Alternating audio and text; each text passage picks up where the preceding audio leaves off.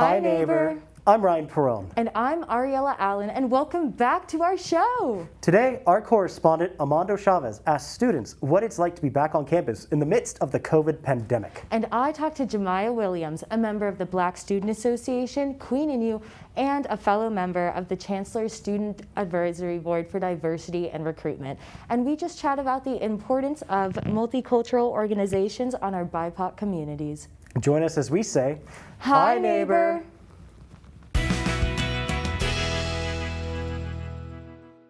Hi neighbor, my name is Amando Chavez. Today we're going to be asking students what it's like to be back on campus after a long last year. I'm Marissa Cannon and I'm a second year. So since you're a sophomore, what it's like to be back on campus? How was your transition from Zoom onto in-person classes? So last year I was really just in my room most of the time. I went to work and I went home. But it's really weird having all these people on campus now and just experiencing it as I should have. I don't know. It was very different. I was not used to it at all, I guess. It was also difficult to actually meet people, and especially your professors, just because you never saw them in person. And so it made it really hard to actually get to know your professors and your classmates and network and make friends. So would you say from last year to this year it's been a lot easier to make friends and make connections? Yeah, definitely. I would agree. I mean, I was really excited. When I heard that we were going to be in person, even with the masks and all that, I was really excited just to be in there. Because, you get moving in the day, and then you get into your classroom and you feel more focused. It's been a lot better than last year. Last year going in, everything was virtual. We weren't allowed to have residents, come over and stuff. It was just, if you live there, only you were allowed to be in there. But, now that I get to, see everyone a lot more and have my in-person classes again, it's been a whole lot better experience. But I am worried too, just because of the increase in cases. I was a little nervous because I haven't really been on campus, but half of my classes are online and half are in person, which I kind of like. So you already had 1 year of in-person classes and then 1 year of online classes. Exactly. So what was that like? Well, in-person classes my freshman year, I was really enjoying it. It was the same as high school in a way, but I had more time to study. But when we went online, it was, it was really stressful because you have to get online and then it's am I even really getting it? Am I really even understanding what the professor's saying? And that was really a struggle, I'd say. It's definitely, I would say the experience is a lot better this year compared to last year. I think nothing really compares to that first year at college, even with in-person stuff. But it does feel a whole lot closer, having football games, being able to hang out with your friends, at most places, going out. It feels a whole lot closer to than what I was expecting. Would you say that you missed out on a lot of stuff from your freshman year? Did you feel like you get the same college experience as you do now? Yeah, for sure. There's definitely some things that I've missed out on. I'm really nervous for my first football game because I didn't get to do that, and I still don't know campus as well as I probably should. I feel like I am getting it a lot more than I would have last year. Even with the masks, they're not a big deal. It's just the fact that we're actually going to in-person classes. That I think was the biggest proponent of actually being able to meet my professors and classmates and network with people. Mm-hmm. So you're an RA, from what I've heard. What's that been like since from last year to this year? It's been a lot better experience too, just because we can have in-person stuff. You still have to wear masks in the residence halls, but you can have visitors and stuff. So I've been able to connect with my residents a whole lot better, just seeing them every day and whatnot. So overall, it's been a lot better. Have there been any concerns about being in person classes? Were you nervous about COVID or about, just getting the feel of classes again? No, everyone's been pretty safe with their masks and social distancing. My biggest concern right now is that they'll go back online, so we're crossing our fingers. This campus, we're pretty good about vaccinating. So, I'm vaccinated too. Now that the Pfizer got approved, I'm assuming we're all going to get vaccinated pretty shortly. Regardless, I wasn't worried about COVID. We're all pretty healthy kids here. There's kind of a party scene, I would say, but I feel like now that we're vaccinated, it's definitely safer to be here. What do you say is better, in-person classes or online classes? In person, for sure. I definitely get a more well-rounded experience, and I know what they're talking about. I like in person a lot. Yeah. I just think it depends on the class. I do better in some online classes because But like a harder class, like a math class, I definitely cannot do it like online. You know what I mean? Yeah. In-person classes for sure. I'm definitely able to like retain information a lot better. I know when everything's due, when we have quizzes, when we have exams. I have to like physically be there and be present, and like it's a lot better too because like the professors, I feel like they engage with the classroom too a lot better because they have their students right there. They can answer questions. People a lot more likely to engage in person than like in front of a Zoom camera. So yeah, I just prefer in-person classes. Hi, neighbor. Today, local advocate and visionary Jemiah Williams, who is a member of the Black Student Association, Queening You, and a fellow member of the Chancellor's Student Advisory Board for Diversity and Recruitment, joins us to discuss the importance of multicultural organizations to our BIPOC communities. Hi, Jemiah. Welcome to the show. We're so happy to have an advocate such as yourself on today to provide insight into the importance of multicultural organizations at a PWI, or primarily white institution like AP. Let's start by having you tell us a little bit about yourself and your involvement on campus. Yeah, first off, thank you for having me. I'm so excited for this. I am a sophomore, major in sociology with the concentration in social inequalities. I also have a minor in psychology. I am also a member of, as you stated, Queen and You, BSA, and CSAB. And I work in the music building as an office assistant, so I'm pretty involved around campus. That sounds like you have such an amazing foot in the door in so many different places. So, drawing from your own experience and those as an advocate for multicultural organizations on campus, I'm sure you understand their importance better than anyone else. For those of us who aren't as enlightened, per se, could you just give us a little bit more insight into the importance of having them on campus for both BIPOC organizations and the high country community at large?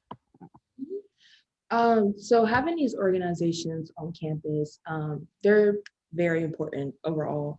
For people of color, I think these organizations kind of create a unity within these communities of color and marginalized groups, which is very important, especially at going to an institution such as this. But I think that, yeah, they're very important for the unity and the connection of these communities and marginalized groups. They also encourage the overall cultural education for the entire high country or Appalachian community, which is very important because I think nowadays we don't really know much about other cultures outside of our own. And I think that a lot of issues that we have today, social problems, they can be solved with simply educating each other and understanding each other. So these organizations on campus, they not only bring together the marginalized groups, but they bring together the community as a whole by encouraging the education of different cultures and the knowledge and just overall like spirit of Appalachian. Wow, I really loved that point about cultural literacy. I completely agree with you. The best way to achieve that is by educating ourselves through the firsthand experiences of the people who know it the best. So, tying that in with your advocate background, I'm sure you've either organized or participated in events put on by APP's multicultural organizations. Can you think of any examples in which an organization hosted an event that helped amplify the voices of our BIPOC communities? If so, what organization is it and what was the event? Well, honestly, there's been a lot of like events that many multicultural organizations on campus have held. And so I can't really speak for all of them or because every single club they've done amazing by trying to get these events out. But one event that I specifically went to myself was probably last semester. The Black and App State organization, it's recently just been started this year, I would say, from my knowledge. But they had held many protests for, and for like speaking for justices and et cetera on campus. And I was fortunate enough to attend one of those. And it was really awesome because a lot of it was just speaking to mainly the leadership at Appalachian, and a lot of like the voices that were there, we all came together and just talking about how we want change on campus and the demands that were released earlier and that people signed.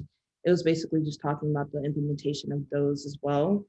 So that was really awesome. Aside from like having our voices heard, I think it again encouraged the unity of the people there. So that was one of the events that I would say would really showcase the voices on campus. Wow, Jemiah, I loved those firsthand observations of all these events. I think they really showed through your personal experience the impact these multicultural organizations have on BIPOC communities. I know you mentioned you're part of BSA, CSAB, and Queen and You. For those of us unfamiliar with those organizations, could you give us a brief description of what they are? After doing so, could you also explain how your membership in each organization contributes to building a community for minority groups at app? Yeah, so I am a member of Queen and You and BSA as well, but I am more active in Queen and You than I am BSA due to like just different things this year. But for Queen and You, I can say that it's mainly an organization that encourages the unity, community service, and overall education for African American women and women of color. And it basically just encourages women empowerment and kind of teaches us about different things that are going on, within the world for African American women and women of color. It also helps those that are women of color coming up into college, like high schoolers, et cetera. And it helps the unity of those and the education of those individuals as well. BSA is more an organization that encourages the unity within the Black community on campus. It is honestly, it's amazing because it feels like one kind of big family thing, but it basically encourages the education and unity of African American students on campus, which is another amazing organization that people should get into. But as far as, sorry, could you repeat the last part of that question? Of course, no problem.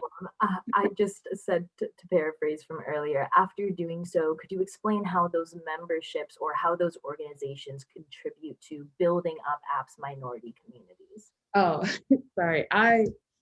Anyways, I think that the main, the main way that they do that is by encouraging these communities in the unity, because I think that unity is something that's really underrated. Like, I think that a lot of times we look at unity as just something that, is for comfort, but I think it's more than that. And so that's mainly what these organizations do. And they, create like a lot of events that encourage bonding and education and networking and all these different things that are really important to build these communities, considering that we are marginalized communities on campus and in the world as well. So.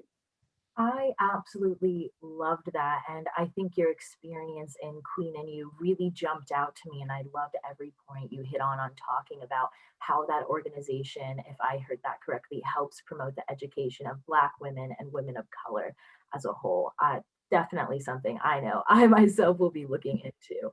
So as an advocate and a visionary, what are some changes you'd like to implement at app that would benefit our BIPOC community? So one of the main things that I feel that we need to work on as an Appalachian community is the advertisement and promotion of these organizations. I feel like a lot of times we promote or the other clubs and organizations on campus, but a lot of the multicultural, clubs, et cetera, they don't really have the outlet that some or some other ones do. So I think that's one of the main things that we can do, because the more that we give them that outlet and the more that we spread the word about these organizations, the larger pool we can reach, and therefore we can start this transition of a more progressive app state. So that's one reason. I also want to encourage the transparency and the communication between the leadership at Appalachian and these more multicultural clubs. I feel like there's kind of a distance in between, and so it doesn't allow for a lot of communication about the things that are going on campus, and that's part of why we have CSAB as well, to kind of bridge that gap. But I think that a lot of it can be more direct towards those organizations, so a lot of the needs for these marginalized groups can get met, and they can start to improve a lot of things on campus as well. So those are the main two things that I would change. There are also other like macro and micro things that I'm pretty sure a lot of students of color could come up with as well. But for me, I would like to see those first two steps happen, and then other things we can communicate and change together. Gosh, Jemiah, I always enjoy speaking with advocates such as yourself and find your drive to implement inclusivity incredibly inspiring. For students as eager as I now am to get involved, what are a few organizations they should reach out to do so? Wow, there's so many. I mean, like there is the NPHC. I might have said these names wrong, so I don't mean to like get any of these incorrect. But that's more so like for the African American and people of color, like fraternities and sororities. And I think that's important because a lot of people don't really know about those, especially people of color. There is ASA, Asian Hispanics, or Asian Student Association, sorry, Hispanic Student and Latin Student Association. Like a lot of those things are here for like on campus that a lot of people don't really know about. And excuse me again if I pronounced any of those incorrectly. But a lot of those organizations, a lot of people don't know about. And so I think that that's something really interesting, aside from like Queen and You and BSA and like all those other ones as well. So. Jemiah, again, thank you for coming on the show today. Listening to you reiterate the importance of multicultural organizations and their impact on our BIPOC communities at a PWI-like app helps me rest assured that with visionaries like you in our communities, our multicultural organizations will be seen, their voices heard, and their changes implemented. Again, thanks to local advocate and visionary Jemiah Williams for coming on our show today. Until next time, bye neighbor. Bye. That's all for our first episode of our 11th season. And although we're back on campus, let's remember to stay safe, wear masks, and get vaccinated. Make sure to follow us on Facebook, Instagram, and YouTube at AppTV for more student-made content. Until next time, bye neighbor.